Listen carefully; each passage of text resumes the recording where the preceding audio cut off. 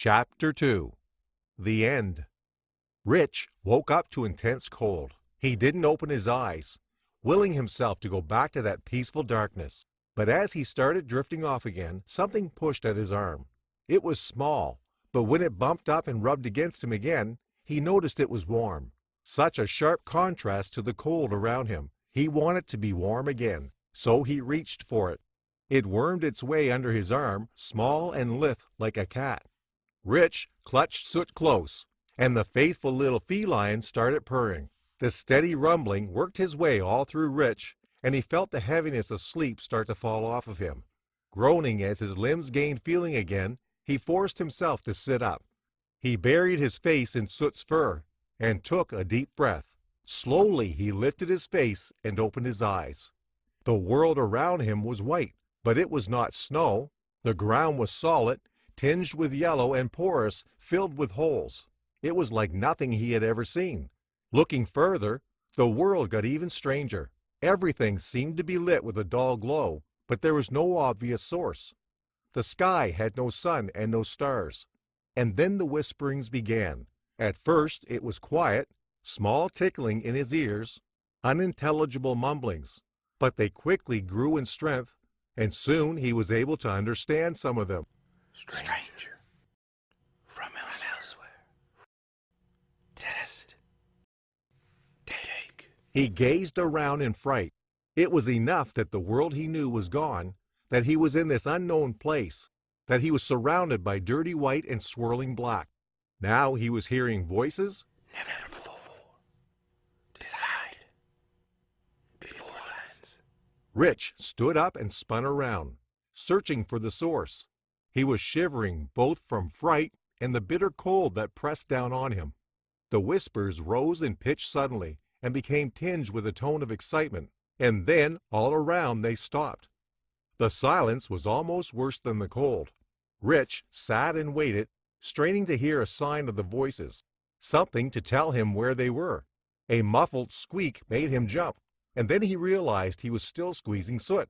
He loosened his grip on the cat, and Soot squirmed out of his arms, clawing his way up to Rich's shoulder, his sharp claws making Rich wince.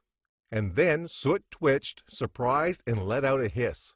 Rich spun around, nearly dislodging the cat, and found himself toe-to-toe with an Enderman.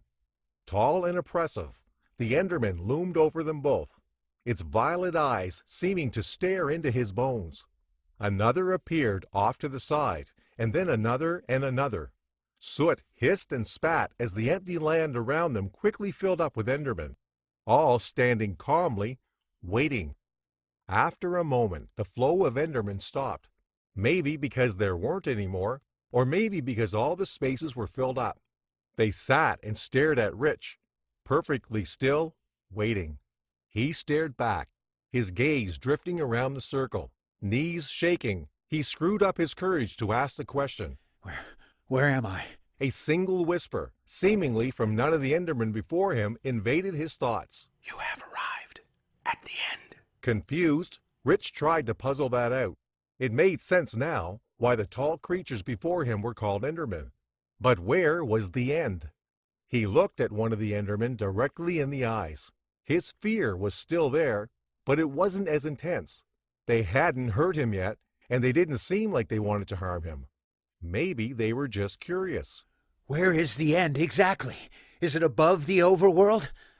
The nether is below, so it would make sense that... The last part was almost to himself, but he got the distinct impression that it was heard.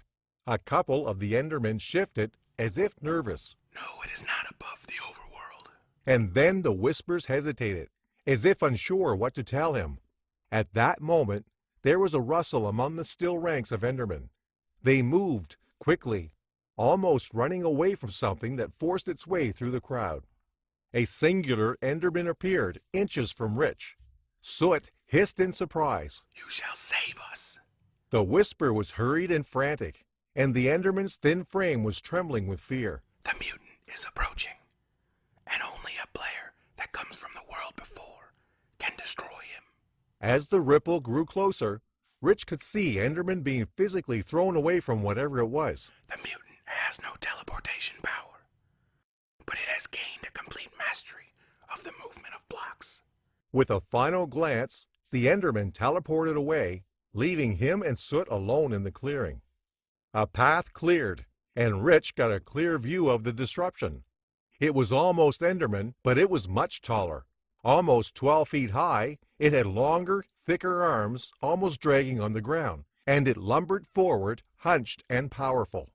It opened its mouth, a gaping hole in its head, and spoke. The end, foolish player, is not above or below the overworld. It is the overworld, the end of time. Once all the other mobs and players have died and decomposed.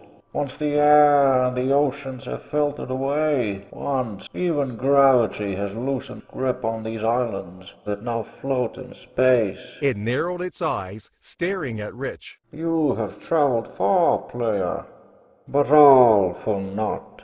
Your journey ends here. Confused and afraid, Rich stepped backward away from the strange, deformed Enderman before him. But it was an accident. My village was attacked by creepers, and I fell, and there were stars, and... The mutant slammed its massive fists into the ground and roared a guttural shriek of anger. I do not care why you are here. You have come from the beforeland, and I will destroy you. I rule the end, and you will not take it from me. Rich scrambled backward away from the monster that stood before him. But as he turned to run, the white stone rose up from the ground, creating a wall. Desperately, he jumped and gripped at the holes in the stone, trying to climb it. But before he could get a good hold, the whole island shook and he fell off, knocking Soot from his shoulder and landing hard. He winced as his foot sent a shock through him, a reminder of the battle with the creepers he had lost not long ago. The cause of the shaking was obvious. Around the edges of the island, great pillars were rising from the ground, black as the sky behind them and smooth as glass. Obsidian! Attempting to stand again, Rich was shaken down to the ground, so he crawled instead away from the mutant. Soot rubbed against his side, urging him onwards when the shaking stopped. Turning around, he saw the mutant, arms raised like a conductor poised to direct an orchestra, and each fist covered in a purple glow. With a grunt of effort, it swung its arms downward, the purple light leaving a faint after-image in its wake. To either side, the giant obsidian columns started to tilt down towards Rich. They fell, slowly but with devastating awareness. He scooped up Soot and dived to the side, right before the columns crashed to the ground. With not even a moment to breathe, Rich dodged again and again as more pillars rose and fell, each impact closer and closer. After a brief second of respite, the mutant changed tactics. One of the fallen pillars started sliding along the ground, aiming to smear them into the stone. And when Rich turned to run the other direction, he found himself caught between two obsidian walls.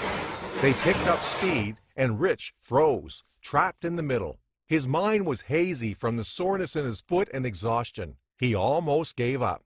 But then he felt a sharp pain in his side, razor-sharp claws. His mind cleared, and he flung himself forward, out toward the swiftly narrowing gap at the end of the tunnel.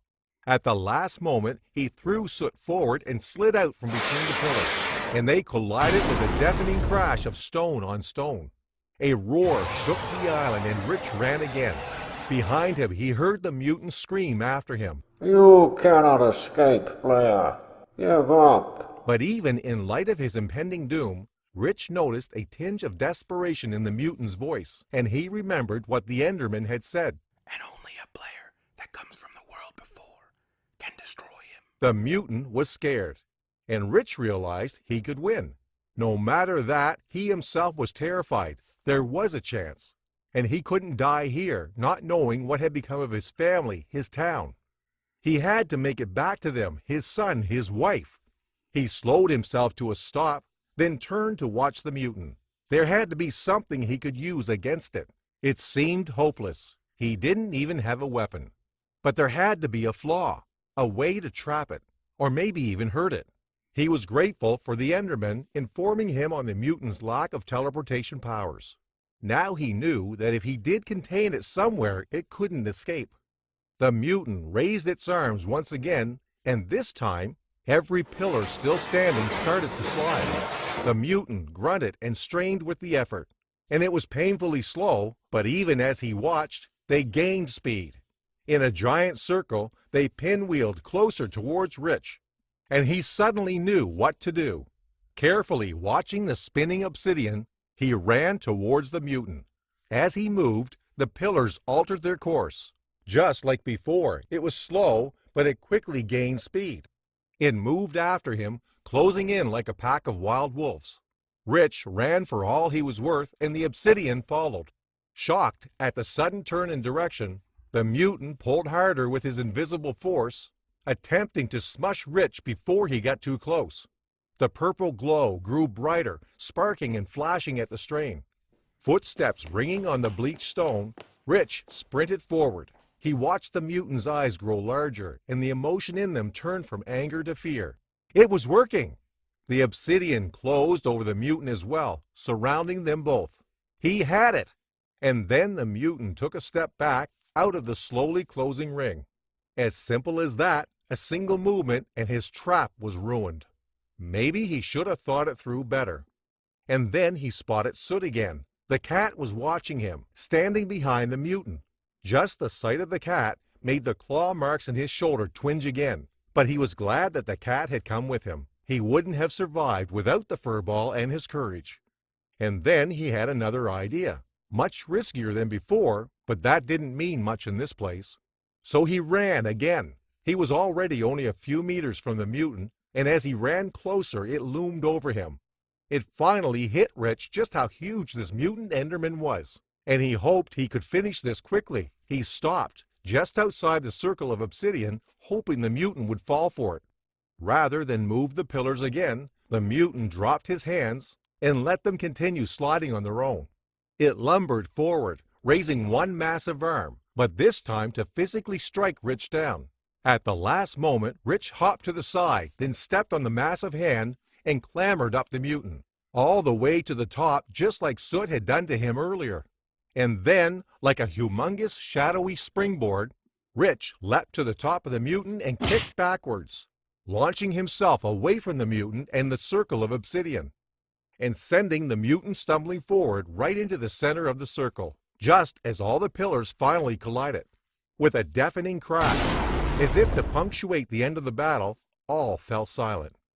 Rich stood up and eyed the crowds of Endermen around him. They weren't moving or whispering or anything. They just stared at this player from another world, amazed or shocked that he had managed to defeat their oppressor. Rich could feel their eyes on him from every side, so he straightened up in an attempt to look more worthy of the feat he had just accomplished. But then his legs gave out from under him and he collapsed to the ground. He felt himself shaking, and at first thought it was the exhaustion finally catching up. And then he realized it wasn't him shaking, it was the world.